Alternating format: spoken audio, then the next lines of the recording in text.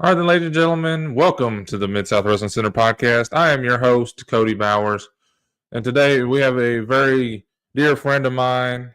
He is the original G of philosophy. He is Professor P. Before we bring him into the studio today, just a couple things. We would like to first welcome everybody. Also, we're going to kind of start making these episodes a little bit more oriented towards Spotify, Audible, Amazon Music, iHeartRadio, stuff like that. If you guys are, ever at the gym working out, if you want to pop your headbuds in, if you want to Bluetooth your phone to your vehicle, whether you're on a car ride, going to the grocery store, coming back home from whatever you're doing for that day, you can pop us up on any of those four multimedia platforms and listen to us. We really we really hope that everybody enjoys the episodes that we have coming up. Next Sunday, we have another close friend of mine. He is a true veteran of the professional wrestling business. It is Jason Peter Rose. Jason Peter Rose is like I said, he's a longtime veteran of the professional wrestling business. I'm so happy that we're going to be able to have him in the studio. I've known this man for quite a while. He he created a trio in the Mid-South area called the Black Label Society, along with Robbie Douglas and AJ Bradley. And trust me, whenever I say this, it's going to be a episode that nobody wants to miss. But ladies and gentlemen, please welcome into the Mid-South Wrestling Center podcast at this time the original G of philosophy, Professor P. How's it going, brother? I like that, Cody. I appreciate it, my man. It's no problem at all. I know that was your original moniker back in the day, so I'm kind of happy for myself that I remember that. Oh, that's still it. Yeah, the Oh old yeah. ways to be. Don't if it ain't broke, don't fix it. But that's it, my man. Thank you for having me.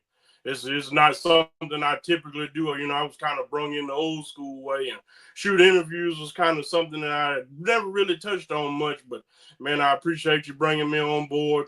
We're gonna have a good time today. It's cold outside, but it's gonna get hot in here. Oh yeah.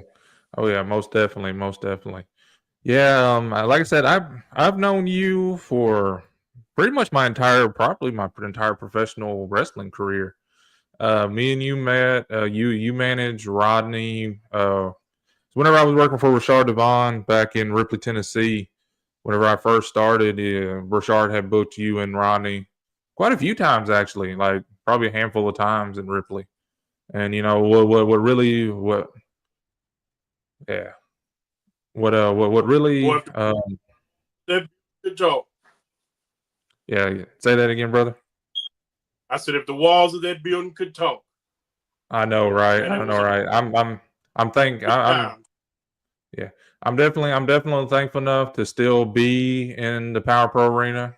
I've been working for Greg Anthony, Pro Wrestling Mid South. I've been working for them with Greg Anthony, with a lot of great talent there. Greg Anthony is a big name in Pro Wrestling Mid South. We got Brandon Ray, we got Thud Powell, we got Chad Austin. We got a lot of great talent, and I know you come in not too long ago, and you actually managed the Uber Destroyer in a match against Brandon Ray, and Yeah, it for was sure, it was man.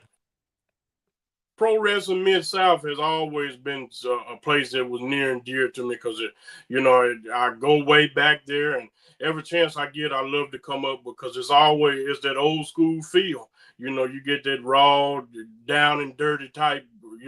I think you guys call it grassroots and wrestling boots. So that's what I'm all about. So anytime I get a chance to go to Pro Wrestling Mid South, I always love it. Oh yeah, most definitely, most definitely. I was grateful enough that after RCW Pro Wrestling in Ripley kind of closed down. I'm not going to get into that too much. I have the personals behind that, so I don't want to put out anybody's personal business or anything like that or what happened. But I was lucky enough a month after Greg took over the Power Pro Arena. He actually gave me a job, continuing doing what I was doing with Richard, and that's backstage announcing, doing audio stuff like that. So I'm very grateful of Pro Wrestling Mid South and everything like that. man, and it's guys like you, a lot of the guys that maybe people don't see out in front of the camera or see in the ring, man. It's guys like you that put the product together and make it something that we could present to the audience. So everybody on the team has got an equal part. And I always tell everybody, no matter what jersey you got on, is 110% because everybody's part is important. And I appreciate you for always, because you always had my back as far as when I come down, what was going on that night, and very important part that you played in that, and are still continuing to play. So much love and respect for that, for sure. Oh yeah, yeah. I really appreciate the kind words, my brother. Like I said, I've had the utmost respect for you as well since the first time I've seen you shoot a promo in the ring. It kind of stopped me in my tracks a little bit because you were very good. You were very good at what you do, my brother. Thank you. I appreciate that. As a manager, it's kind of all we got. There's not too many managers that make it if you can't talk a little bit, because you don't necessarily go out there and do a moonsault every night. So as a manager, that's your only wheelhouse. So it takes some time to perfect it, but if you keep that hustle on it, it'll get there sooner or later. Oh yeah, yeah, and thankfully, all my hard work with Pro Wrestling Mid-South for the 8 years I've been with them so far kind of come ahead. I don't know if I don't know if I told you this or if you know or not, but I actually become the Ripley branch manager here recently. Mm-hmm. So I'm kind of running the show down there in Ripley right now, and I completely understand about promos and stuff like that. Having to hit the nail on the head pretty much. Get what you need to get across to the people. And you get it away in a way that people enjoy what you got going on, because man, pro wrestling, it's every one of us' passion, but it's also a business.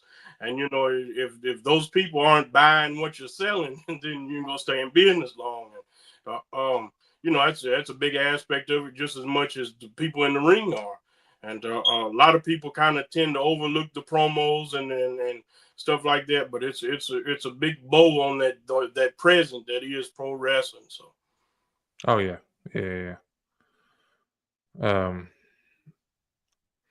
Yeah, we got a couple of topics that we're gonna get into that I have written down here. And the first, like I said, the reason I created this podcast, like I was telling you earlier, is I want to give the people a background on our guys and girls in professional wrestling. It's a dying cause. Everybody's got a spot, it seems, in professional wrestling, but like you could like for you example, you can get booked in Alaska of all places, and then you walk in and they not know who you are, but who's to say, like, maybe somebody in Alaska saw this episode in specific or listened to it and goes, oh, I know that, I know exactly what that guy's done, where he's been, how he's doing things right now. It's all about getting that name out there. And to me, that's one of the funnest times that I can go, is if I go somewhere, 17 hours away and nobody knows me, because that way you can establish new relationships with people. And going out there and getting them reps in with people that you don't know is way more beneficial to learning than getting them reps in with them same people over and over and over again. Because people that you don't know, man, they might be on a different game and put you on to something that you didn't realize, or share that little tidbit of information that's going to take your game over the top. So I love that newness about traveling. Oh yeah, yeah. Well, I'm guessing the first topic we're going to get into is your start. Like, what drew you to professional wrestling? Like, and then maybe tell the people when, where, how you debuted. Like, man, to be honest with you, my start, I always loved pro wrestling. It was just something about it. I always tell people that if you believe in that divine power of things, of how it happens, man, I think this is what I was put here for. I kind of obsess over it a little bit, and I tell my wife, I said, man, I can't build a box. I can cut you a promo, but I can't build a box, because when you obsess over something and it becomes such a, a, a, a passion for you, that a lot of other things just kind of fall to the wayside. But I might not be a carpenter or a welder, but I like to think I can cut you a promo. But man, it just started out as a love for it when I was probably 4 or 5 years old. That's all I ever wanted to do. I tell everybody, man, I was in pro wrestling before I ever was in pro wrestling, because I carried a binder to school with with my pencil and paper, and I was booking matches and making up people, and the whole 9 yards. And my teacher took my binder away from me, and it made me hate her for the rest of the school year. But that was just kind of me. Everybody else was into football, college football, basketball. It wasn't the most cool thing to be into, and was pro wrestling. But for me, that was the end all be all. And I just kept that with me for years and years. And when I turned 18, I realized that Rodney Mack had a school, a youth group. It was called Save Our Youth, Save Our Community, in a place called Dermott, Arkansas, which is probably about an hour and a half south of me, maybe 2 hours. And I got connected with him, and that's kind of where it all took off. And he put me under his wing, and held on to me long enough to get my grounds rolling. And that's pretty well where my start was from. Okay. Oh yeah, yeah. I absolutely, ever since I met him that first day, I absolutely love Rodney Mack. I met Jazz as well, and she's a sweetheart of a person as well. So speaking of them, tell us the long standing. You have a very long standing history, like you just said, with Rodney Mack and Jazz. Tell us about that. Man, I don't know if they'd be on board with me telling you, but man, that's mom and pops to me. Rodney and Jazz, they took me in their home. They give me a job. They train me. To me, that's the end all be all in pro wrestling. And I told you before we got on here that, man, I give them flowers to the day I die. And if God sees fit for me to come back again and get reincarnated, I'll still give them flowers, because would not be Professor P, would not be no book, no nothing without Rodney and Jazz. And man, Rodney took me under his wing, and we hit the road hard. Man, we was 150 shows a year, and that's unheard of for doing it on the independent level. And Rodney, man, he was giving up flights and turning down flights to just be able to bring me along and include me. And man, it takes somebody special that's been on that level to reach down and grab up somebody that's a nobody, like I was. And man, it really hit home, because it's still some good people in this world. And it's a lot of good people in wrestling too. You get so many bad reps to tell you, well, that guy here or this guy there. Man, it's still some good cats out there that really want to come down and give other people the game, because they know in their mind that the future is about giving. And those guys know from the greats. Rodney was trained by Rod Price and Junkyard Dog, so they know, man, he's forgotten more about the business than I'll ever know. But just the fact that he bestowed that knowledge on me, and forever grateful. And Jazz the same way. Jazz used to cook for me and the whole 9 yards. So there's nothing but family. Oh yeah, oh yeah. Like I said, the first time I met Rodney, and the first time I met Jazz, they are just two of the. Don't make Rodney mad, but if you can get on his good side, stay on his good side. He's a sweetheart of a person. I've seen him mad at a couple people before, and let's just say he hits on a warpath, but sweetheart of a person. Yeah, when that switch hits, it's hard to turn it off. But man, it's good as gold, man. You can't find two better people. But like you said, when you cross that line, and that's with anybody. When somebody's trying to, because Rodney and Jazz wish nothing but the best for everybody. And when you cross that line with somebody, then it's your ass. Excuse my French. No, you're all good. Oh yeah. I definitely know. So you've actually been in the business as a manager for 15 years, and in Well, the really, 15, about 14, but yeah, 14? somewhere Yeah, close. yeah. Um, I imagine I'm 1,000% sure you managed a lot of people in that 14 years. Tell us some of the more memorable that stood out to you the most wrestlers that you've managed. Well, to be honest with you, probably the first, I would say, 8 or 9, it was really just Rodney and Jazz because we all traveled so much together. Yeah. And, it was just in the last probably 6 or 7 years, probably 6 years or so that, I've kind of managed and seconding quite a few more people. But Rodney and Jazz, of course, was two that I was with the most. I got the opportunity to manage Superstar Bill Dundee several times in Oklahoma, Mississippi. So that was Okay. a privilege to get to do that. And man, I've got at least 2 or 3 different people pretty well in every state I go to. I got the Tongan Giant Asafi in North Carolina. He's the Okay. nephew of the Barbarian. I work with a guy named Big John G in Texas. I did a lot of work with him several years ago. Stevan Remsen in Texas. And we've traveled a lot together. I got a few guys in Kansas, Akuma Ateo, and I got a pretty heavy Yeah. arsenal with me. Some big boys, some giants, and Hmm. that's kind of where I tend to steer and navigate to. Yeah. But yeah, blessed to work with a lot of good people, a lot of real good people.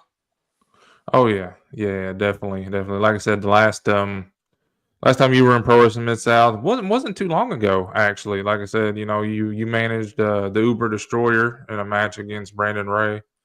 Uh, out of all the people on our roster, Brandon Ray, he's a tough boy. He's a big Big boy. boy too. Oh yeah. And man, from the time I met Brandon until now, that's tenfold the pro wrestler. Brandon was, I probably met him in, say, 22, 23, but up until now, man, the progression in him has tremendously improved, and he's going to do big things for sure. Oh yeah, yeah. He's definitely got a lot of people behind him, especially downtown Bruno. Downtown Bruno absolutely loves Brandon to death.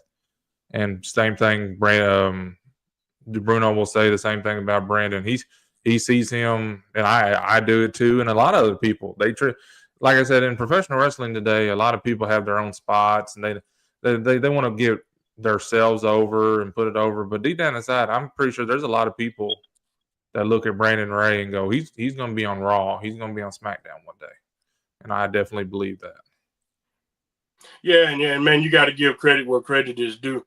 The number one detriment to a lot of people is it's always me, me, me, me, me. But man, when somebody just got it, you can only deny talent for so long. So you got to give that credit where it's due, and I think he's got it. It's a waiting game. This business is all about the right timing, and I see big things for Big Brand.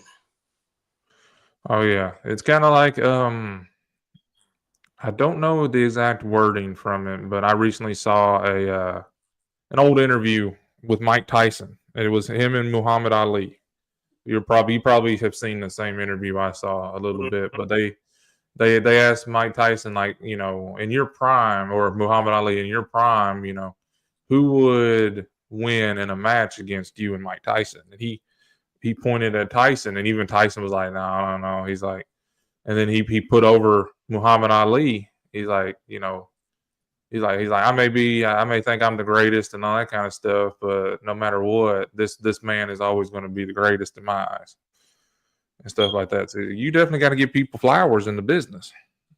Oh, absolutely, absolutely. And when you're man enough to admit that somebody's better than you, that's a start, because that unselflessness, like you was talking about Mike Tyson and Muhammad Ali. Muhammad Ali was, man, one of the greatest of all time. Mike Tyson too, and the fact that they acknowledge one another like that when they could have just been like, oh, it's me, it's me, it's me.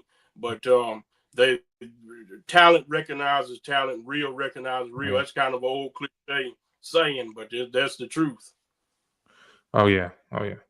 Well, the next topic we're going to get into, and I know you have a very close relationship with this, but uh, I kind of have my opinion on it, and like I said, I'm not going to steer this in a negative way or anything like that. But the I noticed that Texas style wrestling (TSW) they just recently become a territory of the NWA. Am I correct about that? Yes, TSW as well as Dog Pound, owned by Rodney and Jazz. Okay. Okay, I didn't know if both of them was a part of it or Yeah. just the one. Okay. All right then. So tell us, you work regularly with the TSW and Dog Pound and all that kind of stuff. Tell us about working there. Maybe. Well, both of them together is under a branch of NWA ownership, and it goes by the name of NWA Texas. And Okay. both of them are affiliated sister territories with the actual NWA branch and lineage itself. And TSW is owned by a gentleman by the name of Randy Klein, and Dog Pound is owned by, of course, Rodney and Jazz. And Jazz being the first ever black female owner of NWA territory. And we just was speaking about that here the other night. I don't know if you've seen any of the Facebook posts, but kind of a pretty big accomplishment on that Mhm. end. Oh yeah. And TSW is, to me, as far as Texas goes, and I always tell everybody from East Texas to the world. But TSW is, man, that's where it's at. The production is off the charts, and you could have, and this is a quote from Ron, you could have Jesus and Moses out there in the yard wrestling, but if nobody knows about it, you're not going to draw it down. But Oh yeah. TSW put that spotlight, and then the good quality venues, the lighting, the nice looking rings, the whole TV aspect. TSW puts that on their athletes. So you could have the best athletes in the world, and if you ain't got that, then they don't look as big of stars as they could. So TSW and Dog Pound do a good job of highlighting, the stars that they have. And man, they got a bunch of people come in from the top roster of NWA. You got Baron Von Storm, of course, Blunt Force Trauma, Damage, Carnage, Mhm. with Aaron Stevens. Aaron Stevens manages Blunt Force Trauma on the main roster, and I manage, of course, Damage on TSW and Mhm. Dog. Me and Aaron kind of got a little money deal going on, if you know what I mean. Kind of Yeah. wink, wink. But Yeah. Wink, wink. NWA Texas is taking off, man. I'm just privileged to be a part of it. Oh yeah, oh yeah. Like I said, I kind of have my opinions on it because there was a time in stint that the Pro Wrestling Mid South was under the NWA tutelage for a bit, and then here comes Billy Corgan. But we're not going to get into that because it's a whole negative kind of light, I guess you can say. I Well, will say that. Well, I will say this. I'm happy for the people that are in the NWA right now. I've met a lot of them. Like you said, Baron Von Storm, Tim Storm. I still call him Tim Storm, but stuff like that. I don't want to say too much about that. But I'm happy for the people that are currently getting the spotlight that they truly are. Like I said, Tim Storm. I've met Alex Taylor quite a few times. He's a part of the Southern Six. Still to this day, don't get the Southern Six part. I hear rumors of it, but everybody's got their own little personal thing. The reason why they call themselves what they call themselves. But when Billy Corgan bought the National Wrestling Alliance, he had territories. Then he killed them, and now he's trying to redo it all over again. And it was like, okay, if you didn't want territories to begin with, or if you now that you want them again, why didn't you just remodel and rebrand the territories you already had?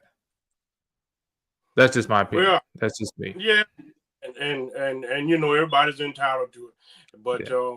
And to me, I don't see it as negative. And I don't agree or disagree with anybody else that says anything.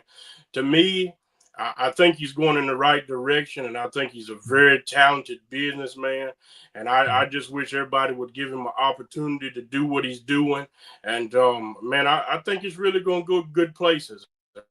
And hopefully everybody kind of opens their eyes to it. And man, this is the simplest way I could put it is when you're in school, every year you go to a different grade and you have a different teacher.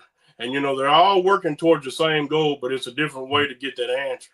And one teacher is going to present it to you a different way than another teacher. So I think Billy Corgan's going in the same direction as a lot of people was going. He's just presenting it in his own way. And I think if everybody would give him the opportunity, because he not only will he show you, but he is right now showing you, because man, NWA is hotter than it's been in a long, long time. So I got to give him his flowers on that. Oh yeah. And that's fair enough. That's fair enough. We can. Yeah, like I said, everybody's gonna have their opinions on it and stuff like that. Maybe just yeah, like I said, yeah, everybody's gonna have their own opinions. Not everybody's gonna agree with the next opinion that comes along, but it's stuff like that. But the next topic we're gonna get into is promos. All I right, give you your flowers. I give you your flowers.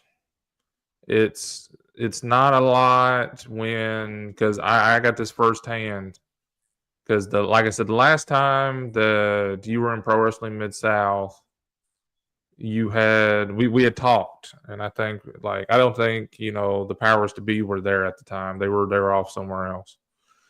But I think we had talked, and I just I was talking to you about you were gonna go out there. You were managing the Uber Destroyer, stuff like that, and just I was like, hey, why don't you shoot off a promo? And then you went out there and just off the top of your head, you started rhyming just a promo, and it fit your character so freaking well. And then, like I said, the first time I've ever heard you shoot off a promo, I stopped in my tracks and listened. It got my attention right off the bat. So just tell the people how did it come about? Man, repetition is everything. And like you said, man, it didn't come to me naturally.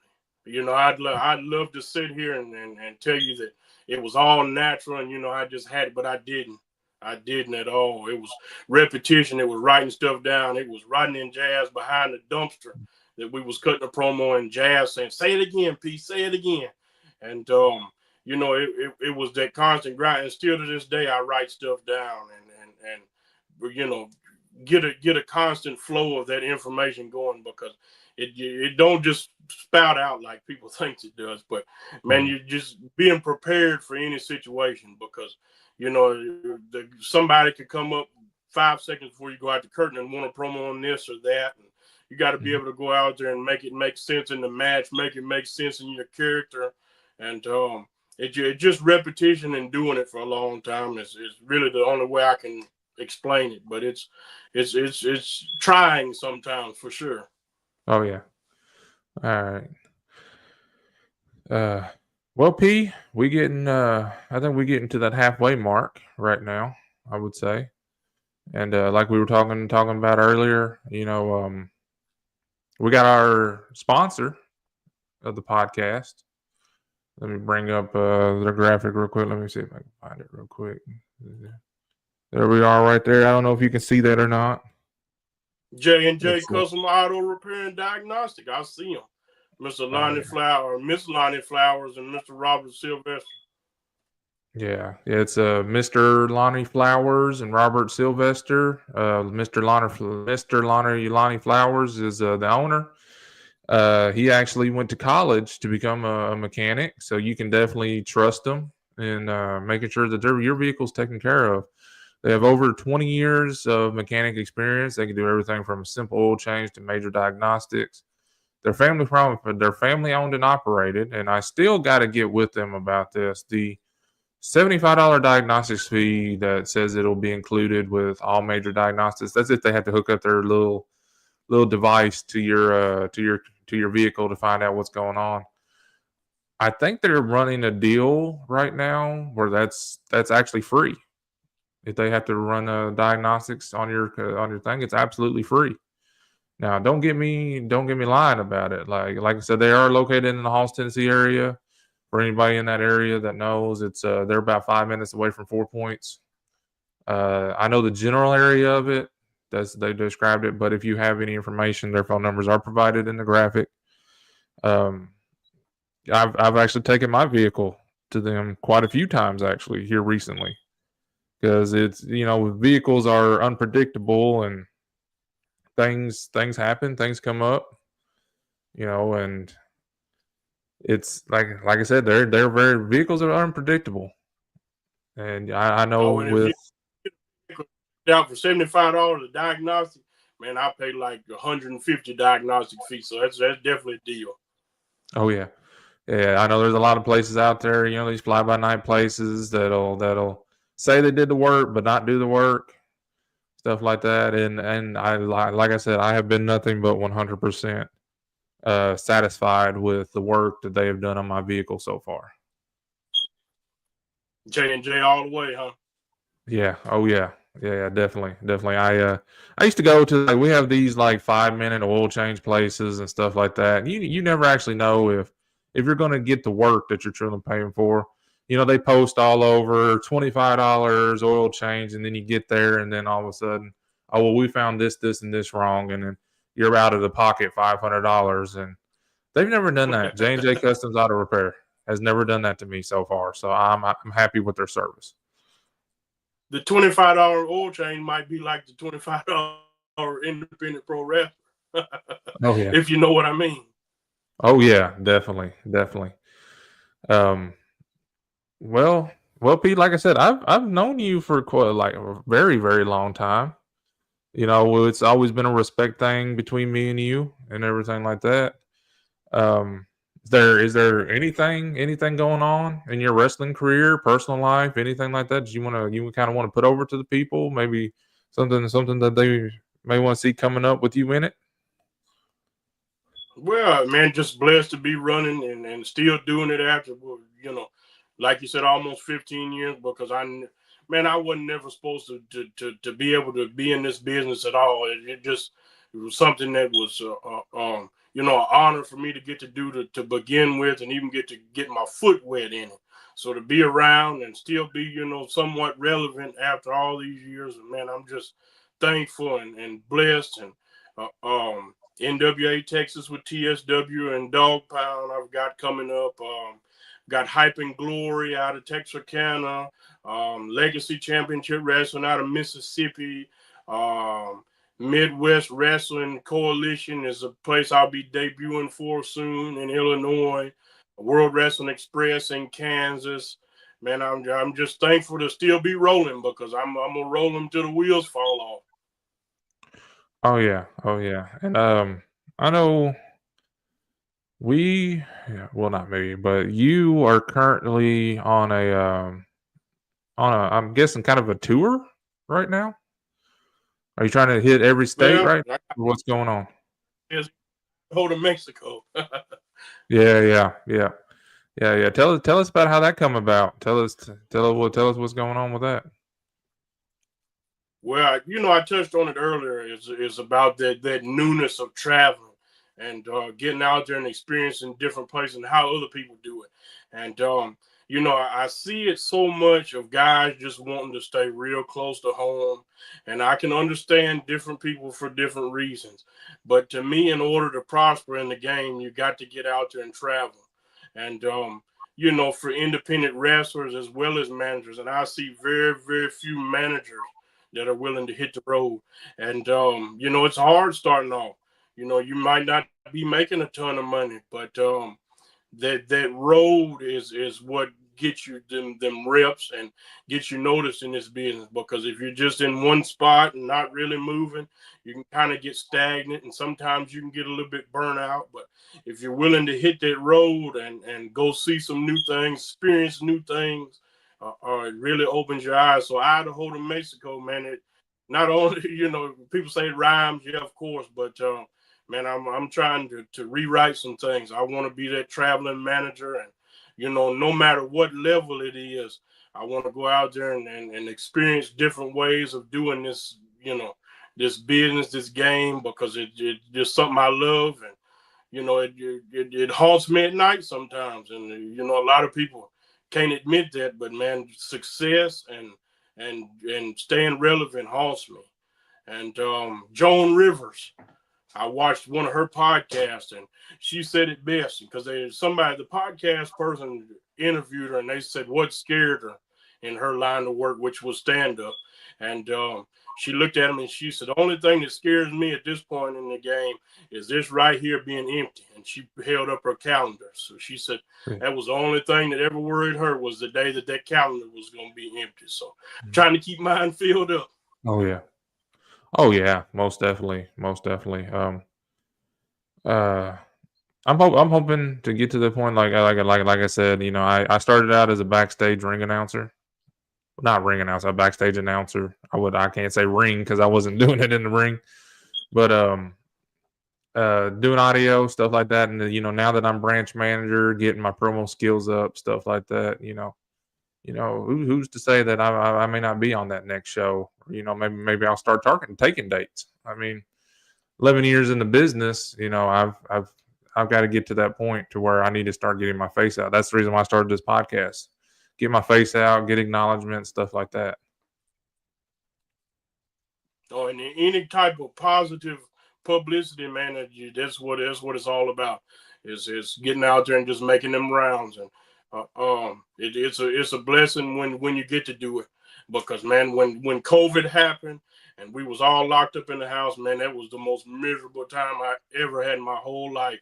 Was not be able to go out and do what I do. So it's just a blessing to get the opportunity, for sure. Oh yeah, oh yeah, and so the next I'm not gonna say topic, but we were talking about the NWA and all that kind of stuff, and we're gonna talk about this first gentleman, and then we'll talk about the next gentleman. Because Christmas it's a festive season. It's a festive season for everybody. Everybody's gathered around the Christmas tree and all that kind of stuff. But for the professional wrestling world, it was kind of a tragic day, I would say, and that being we lost Jax Dane, 48 years old, but built like a horse, man. He looked like $1 million. And it just kind of goes to show, like me and you were talking about earlier, it just kind of goes to show we're not promised every second, every minute, every hour, every day. So tell us about your history with Jax Dane a little bit, if you have one with him. Well, yeah, I did, and was lucky enough to get to have a little bit of a history with Jax. Probably the first time I met Jax was I would say around 2015 or so at IHWE in Dallas. And then I think Rodney worked with him several times there. I managed Rodney. And then I got to be around him quite a bit at Elite Wrestling in Houma. And man, Jax was a stand-up guy. You could not find no better, because lots of times in the game, man, you got them behind the bush people, but Jax was just stand up. And I know everybody always say something good, and but man, you don't have to make up nothing on Jax. Jax was Jax. What you see was what you got, and just the nicest individual ever. I remember particularly one time about Jackson. Man, it's hard. I don't really get emotional on a lot of things, but Jax was about the curtain. And I think we had already been out or something. And I was standing by the outside exit. And just so happened it was a restroom there. And Jax went into the restroom right before he went out. And he took the NWA World Championship and threw it on my arm. And he said, "Hold this for me." And man, it just set you back, because looking at that, knowing and the respect I have for where it comes, man, I had to set it down, because that was just something that it was like a wow type moment. But Jax was the man, and I put him a little dedication on Facebook. But Man, nothing but love for him and prayers for his wife and his son, and because he was a good dude, man, a real good dude. Oh yeah, yeah. I got at the time, like I said, Pro Wrestling Mid South was a part of the NWA for quite a while, and that was whenever Greg Anthony got to hold he became a 3-time NWA National Heavyweight Champion, and I believe Jax was one of the guys that he either beat or Jax beat him for it, and so it was. Like I said, the one or two times that I met Jax, it was real nice guy, real nice fella. One of a kind, man, for sure. One of a kind. Oh yeah, most definitely, most definitely. Now the next individual we're gonna get into. I'm not well known with the name. I did do a little bit of research on him, and he's got a long standing history with professional wrestling as well, and that's Black Bart. We actually lost Black Bart this week as well. So tell us the history about you and Black Bart. Oh man, Black Bart, that is a character all in itself. Black Bart was the epitome of what pro wrestling is supposed to be. The first time I ever met him was at a show in Marshall, Texas. I forget who it was for, but Bart was kind of running the locker room, and Bart was one of them guys that was good as gold. But when you messed up, you knew it. Yeah. And let me just put it that way: when you messed up, you knew it. And if we had just a few more Black Barts in the world, I think pro wrestling would be in a better situation than what they are. Because had some guys go out there trying to throw some punches, and he told them, he said, "Dadgummit, if you can't throw a damn punch, don't throw a damn punch." Okay. So he slid into him, and man, just like Jax, just another upstanding guy, and he's gonna definitely be missed because I run into him at TSW a couple months ago, and he come set up his merch stand and still was just happy and excited to be a part of something.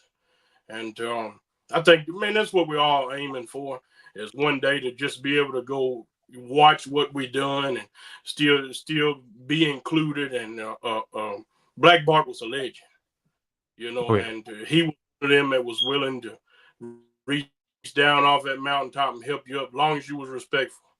But just a great guy again, just like Jackson. Definitely gonna be missed because he was a character for sure. Oh yeah. Yeah. Like I said, I was doing some research on him earlier, and I noticed he started in 1975. So he had a very long standing career in professional wrestling. Yeah, he was. I think he went by the moniker the Hangman, and Yeah. he worked under a name Rick Harris, and man, he worked Ric Flair and Hmm. all sorts of people, and Yeah. he was it, and man, them was the guys that I looked up to because Mhm. him, man, I remember a guy by the name of Steve Cox, and we worked a show for him in Oklahoma, and he was the old school guy, been around for a long time, and he said, "Man, if you ain't crippled," he said, "you ain't done. If you're not dragging a leg or dragging an arm or Yeah. so something ain't hurting." He said, "You didn't do too much." So that was something I always kind of took with me, but. Man, Bart, every time he seen me, he never did remember my name, but he'd say, "Hey, boy, good to see you." And man, Bart Mhm. was a promo cutting, fanatic Yeah. himself because remember the IHWE Parade of Champions, him and Jim Cornette, they went out and cut a promo and man stole the show. So it just that realness and that aspect of believability.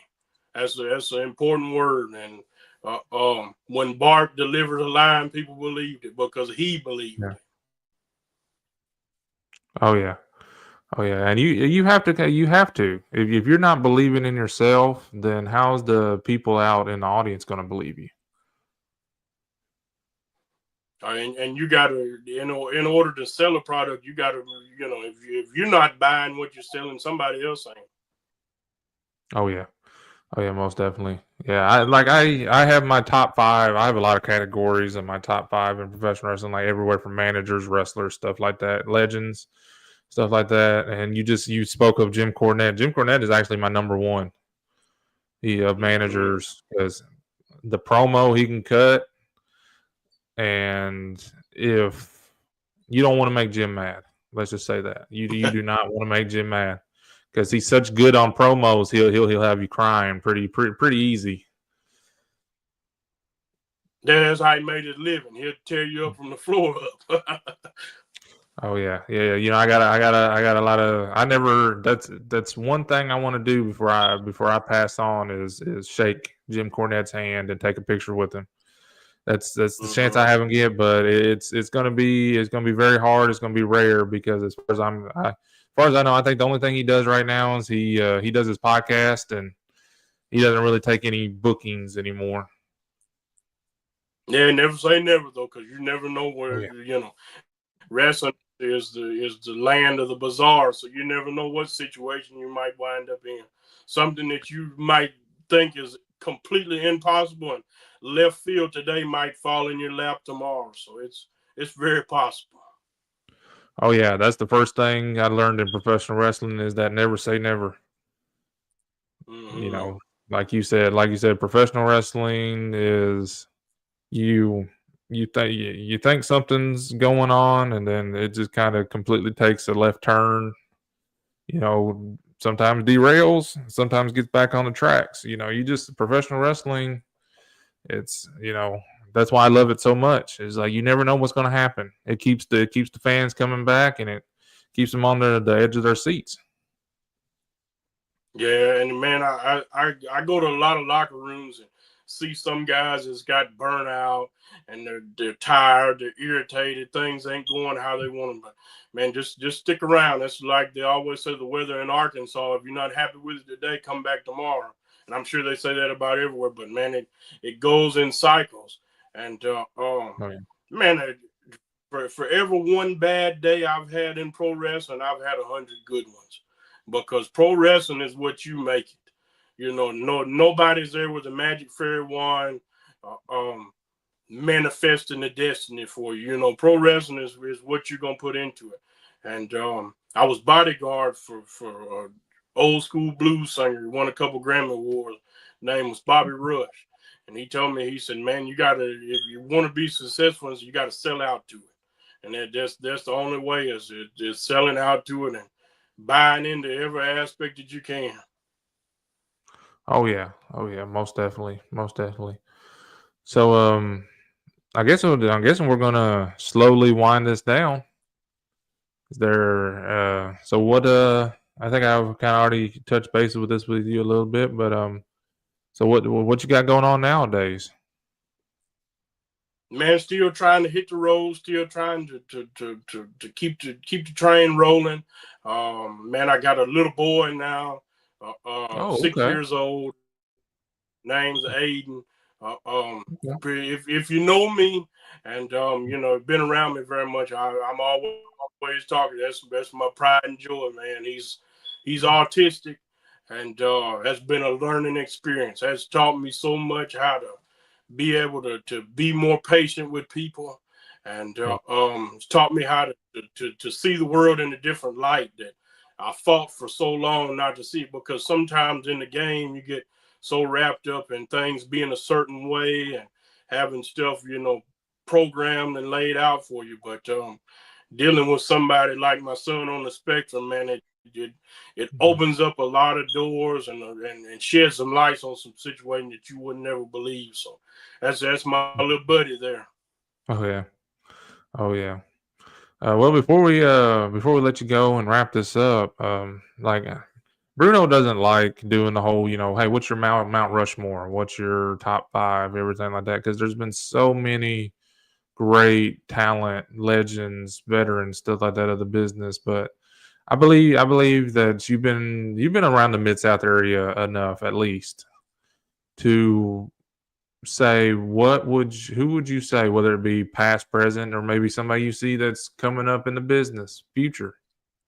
Well, give me your top five, Mid South area guys.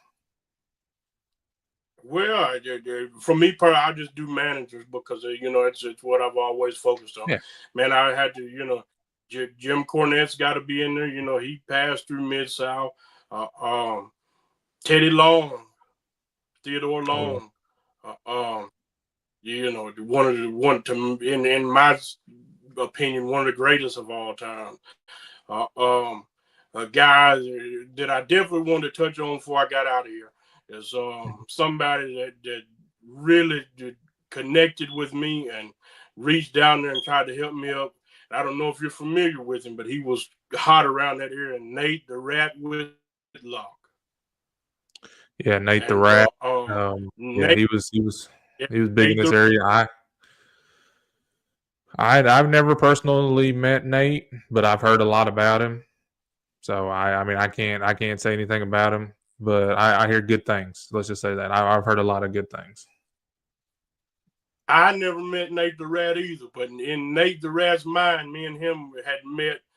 He told me in 1989 at the Six Flags over Texas, and man, I wasn't even dreamed about being in the business in 1989. But man, Nate called me every day for probably 2 years straight, and Okay. around I was 2014, 2015, a couple years before he passed.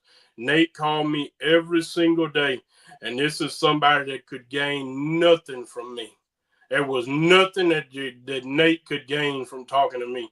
It was simply he saw somebody that he thought had some potential, and he wanted to give him the game. And man, for that, I will forever be grateful for Nate. And every time I get a chance to put his name out there to the world, I'm gonna do it because Oh, Nate yeah. was that guy to me. And man, he helped me a lot. And he knew that area and knew that Mid South brand of fans because fans were different everywhere you go. And he knew how to pick with them, and because he was hot and heavy on Jerry Lawler. Oh yeah. Yeah. Yeah. A lot of people, like you said, you kind of stay put with the managers thing, but the number one name you speaking of Jerry Lawler, the number one name I get a lot in the top five, whether it be Memphis area, Mid South area, is Jerry Lawler. He big part. If it wasn't for him, I don't think the Memphis wrestling territory would have been as big as it was. Yeah, I mean Jerry Lawler. This the end all be all in that area, and Jerry Lawler of course, and he should get a ton of credit for what he's done. But Jerry Lawler had a lot of guys that helped in getting him on that level. Because man, Jerry Lawler was working with some great guys. Yeah. At that point in time, Tommy Rich, Mhm. people, somebody that people don't speak on a lot, King Cobra. Jerry had a lot of guys to really elevate him too, and and keep him because man, that was the Memphis and Mid South to me. That was a lot of times the pinnacle of wrestling because it was a different style of entertainment that not a lot of people was accustomed to, and I think that's why it drew so much attention. Oh yeah. So, just touch bases on that. You were talking about Tommy Rich. I've met Tommy Rich a handful of times. You know, he's he's got there's a difference between Tommy Rich in the ring and Tommy Rich outside the ring. Let's just say that. He travels a lot with Doug Gilbert now. Stuff like that. But one of the top guys, like I said, I have a list of guys that I before I pass on, I want to be able to take a picture with them, stuff like that. And one of the big names was Dr. D. David Schultz. Mm-hmm. And, because, the slap heard round the world is what they called it, was the most famous thing at that time.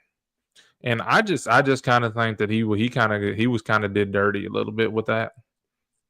I'm sorry, Vince McMahon walks up to you and goes, "Hey, this pest of a reporter is trying to get inside information on the business. Why don't you go do your?" And he knew what he was asking for. David Schultz, he was a no nonsense guy, still is. On the promo and all that kind of stuff, and he slapped the reporter. The slap heard around the world. Slapped him again actually as he was down, and the WWE, just kind of left him hanging out in the wind for it. Yeah, yeah. But one thing they got out of that report is I don't think what was it, John Stossel? John Stossel. Yep. I don't think John Stossel ever asked was wrestling fake again after that day. Yeah. Oh yeah. Most definitely. Most definitely. think But I just. that was the last time. Oh yeah. Yeah. Well, Jason Jones. I don't know. Are you familiar with Jason? Yeah, somewhat. Yeah. Yeah. He runs a show MSW in I think Missouri area. Well, they were having a they were teaming up with like some other companies, and they were doing a show in Jonesboro, Arkansas. And so I went online, I know how people think about, I've been in business 11 years, stuff like that. And like, it's always been that number one thing of, if you don't want to look like, what do you look like buying a ticket to a show? That's always been the thing Hmm. for, as I was coming up in the business. Why should you have to go buy a ticket for a show? If you're not good enough to get on the show, then, you don't need to be going to the show. But I put that to the side, and I went online. I bought a VIP pass for their meet and greet because David Schultz was going to be there. Well, so was David Schultz was there, Jerry Lawler, stuff. I got quite a few things signed and stuff like that. It's and for the people who are in the business, I don't care if you've been in the business for 20 years or anything like that. You need to still have that once in a while where you cut the professional wrestling business, you flip that switch. You go from professional wrestling to being a fan again. Everybody needs to experience that once in a while. And so that's what I did. I cut it off. I become a fan again, and I quite enjoyed it, being able to see it from the other end. And uh, Alvin Minnick, like I said, he was on a couple weeks ago. He's a very close friend of mine. He had a table because he's a big comic book fanatic and stuff like that. So I went over, and I kind of sat. I just kind of sat with him, talking to him, chopping it up, stuff like that. And the VIP pass come with early access to the show. Like they were letting early access people in like 30 minutes early, an hour early, something like that, to get their seats and stuff like that. Well, Alvin goes, "Hey, you want to go to lunch?" Because it was going to be about an hour and a half before it's before early access was available. I was like, "Oh yeah, sure. I don't mind it. Where we gonna go?" He's like, "Oh yeah." He said, "Out of the blue," he goes, "Yeah, Doug knows a place here in Jonesboro that's pretty good that he likes real well." And I it didn't connect two and two, so we went outside, and I go, "Okay, I guess I'll just follow y'all who are like who's all joining us." He goes, "Oh yeah, it's me, you, my guys, my two guys that helped me today, and Doug Gilbert and Tommy Rich." And I just kind of paused a little bit. I go, "You said Doug Gilbert, Tommy Rich?" He's like, "Oh yeah, yeah, yeah, yeah." I go, "So that's the Doug you were talking about?" He goes, "Yeah, yeah." He's like, Doug knows a place." So I follow him, and we pull up to a Buffalo Wild Wings of all freaking places. Now I'm not gonna sit here and lie and say that the food was not good. It was very good, but being able to sit there and have lunch with two of the biggest Mid South area stars, it was a very good experience. I actually missed the early access, and as I was getting up to leave the table, shaking hands, that kind of stuff, Tommy Rich goes, "Oh, don't worry about it." He goes, "You got to hang out with us for about an hour." And I took in what he said, and I kind of thought about it. I was like, "Yeah, I mean, screw the early access. I got to hang out with Tommy Rich and Doug Gilbert." And it was a very good experience. Yeah, you got that learning tree sitting right there on top of you. And I've never got to be around Doug a whole lot, but I have Tommy. And man, Tommy couldn't tell you my name from Adam. But Tommy, every time he see you, he'll tell me, "That's your boy right there that brings a beer." And Yeah. he always remember. Yeah, it seems like if you can do. I've slowly learned this. You can do 1,000 things around somebody, but 9 times out of 10, they're gonna remember that one thing. Mm-hmm. And that one thing that I know that Rodney Mack remembers about me is the time I brought him a whole Domino's pizza and a 2-liter. Oh, you gotta have one on deck every time now. Oh, yeah. Yeah, it was, Ripley, Tennessee, Rashard Devon. I think it was either the first or second time that he booked you guys. And Rodney I remember Rodney going to Rashard and like, man, is there any places to get some food around here? And like, of course, we had a Domino's right down the road, Sonic on the other end, stuff like that. And so Rashard pulls me to the side and said, hey, here's some money. Go down to Domino's, get Rodney a pizza and a 2-liter and, stuff like that. So, I went down there, large pepperoni, stuff like that. Handed it to him. And of course, like I said, nicest guy in the world. Hey, you want some of this? I go, no, I appreciate it though, brother. And he sat there. I think he ate that whole pizza, drank that whole 2-liter right there in front of me. I was like, yeah, I don't want to take nothing from him after that. Yeah, we'd probably been on the road all day long because we was coming from somewhere. Oh yeah, of course. But of course. That's all it takes for a lot of people. Just remember one time. I remember, I was at a show in Texas, and you was talking about earlier about how you turn into a fan every once in a while because that's what we all really are, deep down. Yeah. And man, I was sitting in the bleachers before the show, and Teddy Long comes in, and he looked up out of everybody in the bleachers, and he pointed at me, and he said, "Professor P," he said, "you got some good shit with you, boy." And man, I was like, I about fell out of my chair because I was like, man, Teddy Long knows my name, and man, that was just, that was another 10 years worth of fire for me. Was just hearing, that he seen a couple of my promos and thought, what I was doing was all right. So just to have that co-signature on was enough for me. Yeah, that's another name that one day before I pass away, I want to meet. Just either whether it be shake his hand, have a conversation with him, or even just take a simple picture. That's one name. Oh yeah, sure. Teddy's always on 10. Oh yeah, yeah. I've loved Teddy Long since, like you said. I don't think quite a few people quite understand how many legends have come through the Mid-South area, Memphis area. Teddy Long being one of them. He started out as a referee in the Memphis area. And he developed with time from a referee to a manager to a GM, and man, just a well-rounded, full of knowledge, and man, you wouldn't believe some of the stuff Teddy knows, and another one of them guys that he's forgotten more than probably a lot of us ever gonna know. So just to be around somebody like that, it'll set you back for sure. Oh yeah, most definitely. Well, P, I guess we're gonna kind of slowly wind this down, brother. Is there anything you want to tell the great people that are listening in, or maybe even tuning in live, or listening on Spotify, Audible, Amazon Music, or iHeartRadio? Oh man, nothing but just much love to everybody.